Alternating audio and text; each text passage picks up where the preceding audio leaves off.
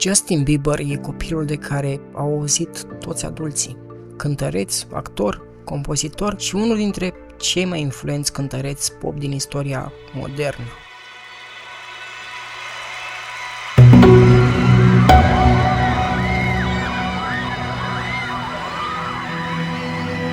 I'm a normal 18-year-old. I like to do normal things. I like to hang out with my friends, go bowling, go to the movies. Ce e greu de crezut e că la doar 14-15 ani, puștiul ăsta avea deja toată lumea la picioare. Ceea ce mai târziu avea să-i aducă cea mai neagră perioadă a vieții sale. Just being here, forcing myself to get out of bed.